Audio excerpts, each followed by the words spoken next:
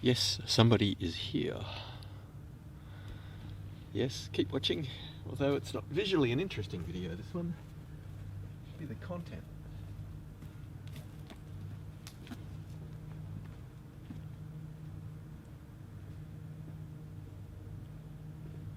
Alright. So thank you for bearing with me. Though I guess my audience for this video are the sort of people who might have patience enough to have 10 seconds of dead air time. Wasn't intended.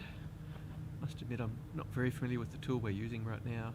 I probably should have had the 10-second delay start recording now, using a mobile phone to record. But if you're here and you're watching this, probably because someone handed you this video, no one's going to find this video. If you've been given this video to watch, hopefully something a bit further in the video gave the person you know who shared this video reason to want to share this video. I'm not trying to create a delay here, quite the opposite. It's wee hours of the morning. It's somewhere probably late at night somewhere else. But yeah, as human beings, I mean, we're all together, really, aren't we? And yeah, I don't know. I mean, I just want to use the buzzwords "great filter," but everyone just turns off straight away. As soon as you hear that, this becomes a theoretical video. This becomes a video that just talks concepts. We've got enough of that. We've got enough people telling us everything. Well, this is a consumption platform. We come here for entertainment, so why don't I take a crack at it? I'll be like everyone else. Where do we begin? Okay, we all know we can't continue the way we're going. We know what spells doom. We don't all know that, that's right. Only some of us know that at any given moment, because we all choose to push it out the periphery of our mind, right? The knowledge, this was told to me as a small child. If you're aware that somebody can hit a button and whatever happens, chain of events, world is no more. We can't conceive that button. We can't consider it more than the concept with which it was given us, but then our brains just want to latch on and move on to anything else, right? We want to push it out of the periphery of our mind. It's too horrific a concept. It's too disempowering a concept. Because individually, whilst we are all powerful, we got to do that. So, we don't all know that we're driving high speed off a cliff, right? We've all understood that. We've all seen it. If we stop and smell the roses, right? We know that this isn't a joyride, but we push it out of our mind and we continue on. That's easy, just making our mortgage repayments and, not paying rent. That's what I do. Doing whatever, just surviving, just that next piece of cheese, that next meal, next bus ride, I don't know, whatever it is that your current savings goal is. Sometimes for me it's just that next bus ride. Sometimes it's a nice home theatre amp. Enjoy my entertainment time.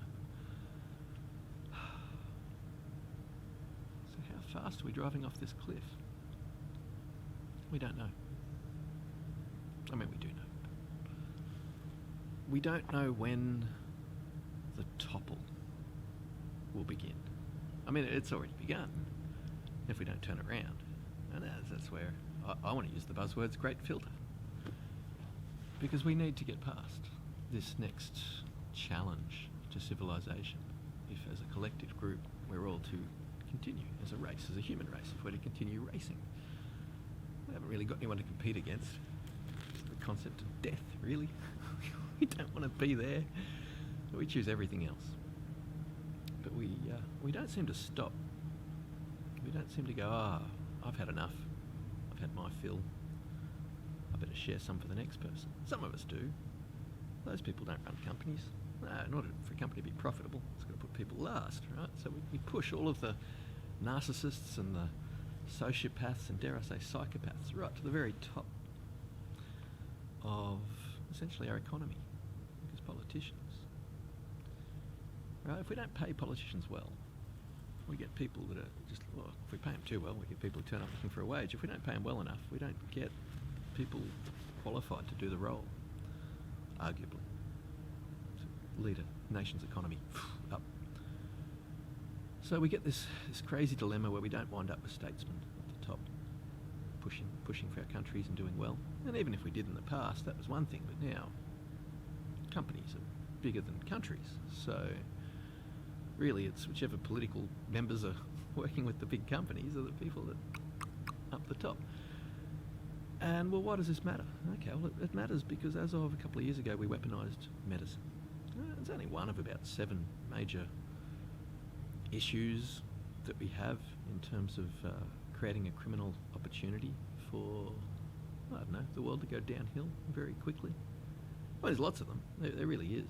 I mean, just as a tangent, anyone fighting with their technology every step of the way, right? We're all being conditioned just to go, yes, that's what I want. Yes, that's what I want. Yes, that's what I want. Right? Eventually, we're going to have this bill go through Parliament or something where we're going to be like, right, we just want technology to be less invasive, to be more agreeable, right? To just be blink and it gets there. But how long thereafter that, right? Now, everyone will want it en masse because for 30 or 40 years of computer introduction, we've just gotten slower and slower and slower and slower. You know, you pick up an average Windows PC and it's just more clicks to do anything than you've ever done in the past previously. And they pulled out all the shortcuts you used to use. Everything's getting slower. Right, and that's because whenever people slow you down, right, whenever someone can steal a moment of your time, a bit like I'm doing now, there's a chance to sell you something, a chance to make profit off you. And whenever we're trying to divide the pool of money, of which there's only a finite amount to go around, right, we're all, it's not like we're all just treading water. We're all treading water, but we're trying to splash water in the face of the people around us. Because we seem to believe that if we get ahead that way, that we're better off, or that the human race wins, or I don't know. Like, we got all these little short-term goals, which ultimately is, you know, don't be the psychopath. Do have the empathetic person running your economy or running your business, right? But the reality is, in a competitive market or a competitive economy, that just means you take third place or take a lesser place in the standing, which ultimately means you got less power, which ultimately means you will be stomped out because eventually someone that doesn't respect life, that does value money more than anything else, will make the executive decision that makes their business more money. It'll get them a pay rise, it'll get them a benefit, it'll get them a promotion in the next job or something. It'll do them well in the short term. Do one person well in the short term, right? And the reason why individually we all become these narcissists, these out of need sculpted personalities that none of us would want to hang out with in the playground, right? The adults we eventually have to become in order to survive in this world. The vast majority of us recognise that we kind of pack up a certain amount of our humanity and leave it behind. And we do it. We do it as a short-term belief that we're setting our children up. Right? If we work a bit harder and we can get them into a better school, then they might get a better education and they might start with a better employment position, which means they might have bought a nicer house by an earlier stage in life, which that just means if you're then riding the property ladder with your 5th house and your 6th house later in life, you've got other stresses, right? Other people are just trying to make rent and just put food on the table. There's all these different stresses. Heck, if you're the chief executive officer of a company, your stresses are the financial markets with which your business is operating in, which none of them are sustainable. I mean, 20 years ago, everyone had tightened their belts. And 40 years ago, with the introduction of the computer, we learnt that add technology and you know, you'll have more time, you'll make more profit. You know, and 40 years before that, we were full mass with the Industrial Revolution on the belief we'd work less hours and have more money, right? Where for 100 years, 150 years, right? They keep just moving the carrot in front of us to go, look, you're just about to have more time. You're just about to be successful and you're just about to get off the ladder, right? But nobody can afford that in the world. None of the economies can, right? The retirement ages keep getting pushed back. Medicine's just allowing us all to live longer. We can't sustain the rate of consumption that we have when everything is built to fail and be replaced. I could have just come out of the gate and said that in the first 20 seconds of this video. I've done other videos, I've covered this. I've never really done the negative video. I mean, I could do 3 hours just non-stop talking about how one thing trickles into another thing, trickles into another thing, trickles into another thing, right? And sadly, I've got an IQ well enough to see that stuff happening, right? And that puts me in, there's probably 10% of the population or so with the ability to see an extra few steps, right?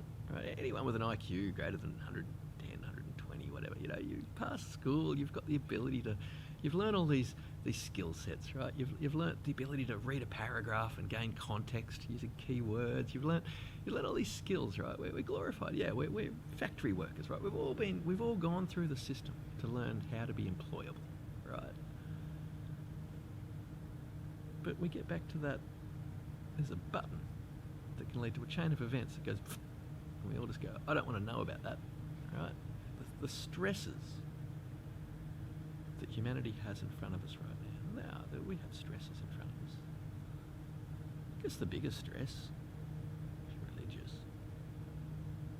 It's the concept that we're no longer alone, right? Because against many of your dogmatic faiths, your written scriptures, I don't know how much your church has filtered what you've been given, but generally those scriptures have existed for sculpting people. You know, like we need the concept of the nuclear family, and you know, if you're a stable family unit, you can commit with the banks to borrowing money and buying a house, which allows the building of houses, which, you know, props up the economy and whatnot. A lot of reasons why the social engineering exists the way it does. But we're at a time in history where through digital means or whatever else, we have the ability to talk with the vast majority of people who have some financials behind them. Right? Why does that matter? Okay, well, it is a case of, as a human race, we all walk forward together, right? So at this point in history, last 20 years, last 30 years, I don't know, TV's always been polluted with you can give a bit of money to this other country and you can help these people individually. We got to start thinking well beyond helping people individually, right? We need to help ourselves. And I don't mean third world countries. First world countries, man, we're driving off the cliff quicker than anyone else, right? The big shall inherit the earth? Yeah, probably, because they won't microwave themselves off the planet in the process of arguing which things actually hurt us and which things don't. No, I say that, it was just a news headline. I read it, 3 o'clock in the morning, just before I did this video. It was like, basically we're still arguing about whether or not this is unhealthy for us or not. And I'm not going to give the example or the topic or whatever it was on about. It's irrelevant, right? It was just the fact that, right, there's financial interests in that not being acknowledged, and for some reason that's just not being acknowledged, right? And that's the world we live on. What would happen if we unified our knowledge? What would happen if we started pulling it all together? Well, we'd all become infinitely more rich, right? We really would. This concept of money, right? If we were to divide it equally around the planet, right? The so-called we're all standing on the shoulders of giants, and we've all propped each other up, and we've done this for decade after decade after decade, century after century after century. If we took these stockpiles of money, so-called acquired wealth, we were distributed around the world, we'd all live really, really well. The problem is none of us would have any motivation necessarily to continue working, and whatever else, or many cycles would be perceived as breaking, right? We see this on the basis that no one's ever really stopped and thought about it. It's always been the barrier of, we can't make that happen. Yeah, we can make that happen now through digital distribution. I mean, you can't just go, look, there's a whole bunch of third world people living in a valley in between two other third world cities, right? And they have nothing, and tomorrow at lunchtime it'll all just be sorted for them. Yeah, we know that that's not the case. We know we just need to change our direction and role model a bit better. What do you mean by role model a bit better? Well, okay, a lot of the countries, a lot of the world had an industrial revolution, made a lot of money from it. And right when third world countries and other countries are starting to have their industrial revolution, all the countries that made a lot of money in the first instance turn around and go, environmentally, your country's not allowed to make a lot of money because environmentally, we don't do that anymore. Of course, said first world powers probably moved on to other ways of destroying the environment and making profit, but and all the countries individually allow the world to be destroyed through their quota, through tax controls. They decide which businesses come in and what happens. right? And why do countries do that? Well, because they need the money to look after their people. Essentially, the politicians are just people, right? So we're all just individually, we're just people. And it all comes down to we've got a moral code, and we all believe that there's this scaffolding in place that's going to keep humanity integrated, or that somehow we're just going to march out of the darkness. You know, that in my lifetime, I've made my money, that's okay, the kids will ride it. They won't take as giant a hurdle up the mountain in order to get to the top so quick, right? They'll learn to take more precarious little steps, right? Because we're not role modelling that. We just expect the generations beyond us to just all of a sudden figure it out. And that's not the way we're going to do it. At some point, somewhere, some generational group, someone has to be the change, and they have to go, right, no more. And we're going to change this. And we can do this. We've got the technology and history now to all unify on this planet, to share the technology, right? To not, you know, anytime you go to use something, it's the charging cable's not correct, and this isn't correct, and that's not licensed, and this isn't that, and all these little stopgaps is all just designed because everybody needs a couple of cents. And why do they need a couple of cents? Because it's empowering. It allows them to own that third property, and when they own that third property, they've got constant income from people who are below them who don't own property, and they just keep pushing the money uphill, right? Well, there's only a finite amount of money, right? That's the old saying. I like sayings, right? You can't get blood from a stone, right? And that's not the world of business. The world of business is we're going to get blood from that stone. When we're done getting blood from that stone, we're going to turn that stone into powder, and then we're going to sell that powder in some way to somebody else and make more money. And the reason they have to do that is that if they're left with the stone by itself, after they've extracted all the blood from it, they've got a byproduct they've got to pay money to dispose of. So it's better for them to find a way to re-merchandise it and then sell it. And going, oh, you need this particular rock dust that we've made for you using a special process. First we extract all the blood to make you safe. You know, we all buy into this nonsense, but we need to, because we know that it's the same nonsense that props us up. And this is why the only way forward is a paradigm shift. We need to totally change the way we're doing everything. Right? We can't just change some bits, then it doesn't work. Right? Then we just continue on the trajectory we're on. It's not a good trajectory, peoples.